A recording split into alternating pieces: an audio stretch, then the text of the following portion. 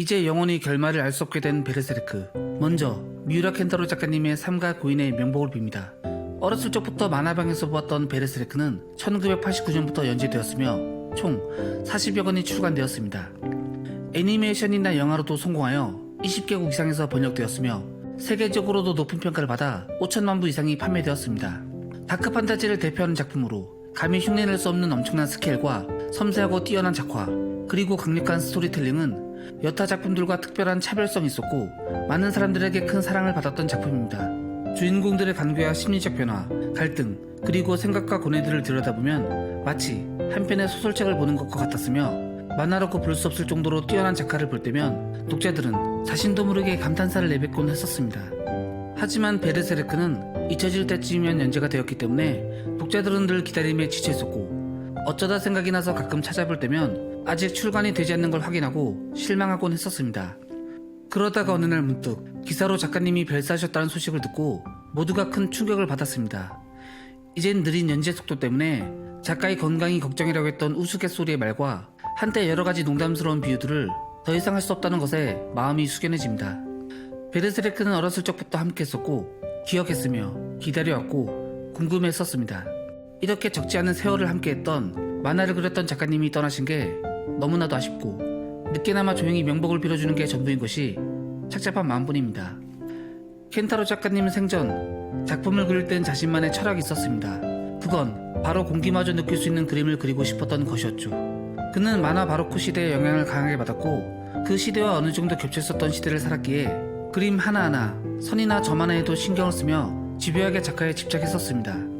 사실 자신 스스로도 어느 정도 그림을 채워야 끝이 났는지 몰랐는데 그래서 빼곡하게 그림을 채워놓다 보면 만족을 느낄 때까지 늘 작업은 계속되었고 그렇게 열중하다 보면 어느새 하루 반 이상을 항상 작업실에서 보내게 되었던 것이었습니다. 하지만 그런 고된 작업에도 싫어하거나 짜증내거나 하진 않았습니다. 어느새 작가님은 자신 스스로가 그렇게 그리는 걸 좋아하게 되어버렸기 때문이었습니다. 그림을 그리는 사람들은 그런 중독적인 집착을 충분히 이해하실 거라고 생각이 됩니다. 늘 작품 속에 미련을 두고 수정하고 반복하는 것은 좀 더 완벽하게 완성하고 싶은 예술가로서의 욕심과 본능이 아닌가 싶습니다. 그래서 그렇게 어쩌면 고집스러운 장인처럼 작화에 신경 쓰다 보니 연재가 항상 느렸고 그동안 기다림에 지친 사람들은 애증 속 분노로 인해 답답하다고 비판하는 사람들도 있었으며 또 실력이 없기에 느리다고 말하며 무시하는 사람들 또한 있었습니다. 하지만 그런 비판 속에 한 가지 분명한 건 켄타로 작가님은 포기할지 모르는 노력파였습니다. 그리고 스스로 작품을 그리는 걸 즐기는 한 명의 작가이자 자신의 작품을 사랑했던 독자였습니다. 그렇게 그는 늘 묵묵히 작업실로 향했으며 해가 져도 펜을 놓을 수 없었던 것이었죠. 하지만 그도 세월이 지나면서 나이가 들어가고 점차 몸이 힘들어졌습니다. 그리고 젊었을 적 대부분의 시간을 작화에 할애한 것에 대해 아쉬워하기도 했습니다.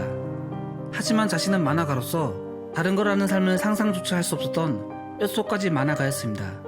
오히려 긴 작업시간과 고된 하루를 보냈지만 귀찮음과 지루함마저 즐기며 펜을 잡았습니다. 오랜 시간 동안 자신의 작품을 인정해주고 사랑해주는 애독자들이 있었기에 완성되어가는 작품을 보며 성취감으로 일을 할 수 있었던 것이었습니다. 이미 부와 명예를 못 얻었지만 열정을 멈출 수가 없었던 것이었죠. 그래서 연재될 때마다 독자들에게 늘 감탄사를 자아내게 만들었고 기다리는 게 익숙해질 만큼 스토리에 더 빠져들게 만들었습니다. 그리고 그런 장인과 같은 그의 모습은 어느새 일본에서도 물론 세계적으로도 인정받는 작가가 되었고 느린 연재에도 독자들을 기다릴 수 있게 만드는 힘이 있었습니다. 하지만 이젠 그 기다림을 그만둬야 할 것 같습니다. 더 이상 농담도 할 수 없다는 것이 너무나도 아쉽습니다. 켄타로 작가님은 1966년생으로 니혼대학 미술학과 출신으로 고등학교 때부터 만화를 그려왔으며 1985년 또다시로 데뷔하여 1989년 베르세르크를 연재하면서 이름을 널리 알리게 되었습니다. 작가님은 2021년 5월 6일 오후 2시 48분 향년 54세로 돌아가셨고 가까운 가족들이 모여 장례식을 마쳤습니다. 일본 출판사 하쿠센샤 공식 사이트에서 2021년 5월 20일 그의 별세를 알리며 그 이후 비로소 팬들 모두가 알게 되었습니다. 편집부는 작가님을 생각하면 언제나 명랑하게 좋아하는 만화나 애니메이션 영화 등을 즐겁게 이야기하던 미소가 떠오르고 늘 소년 같은 분이라고 회상했습니다. 그리고 출판사는 미우라 켄타로 선생님의 업적에 경의와 감사를 보내며 진심으로 명복을 기원한다고 애도하고 작가님의 작품을 사랑해준 애독자분들께 깊이 감사하며 미우라 선생님의 즐거운 미소를 상상해주시고 함께 조용히 명복을 빌어주셨으면 한다고 전했다고 합니다. 미우라 켄타로 작가님 언제나 기억하겠습니다. 다시 한번 삼가 고인의 명복을 빕니다. 그동안 감사했습니다.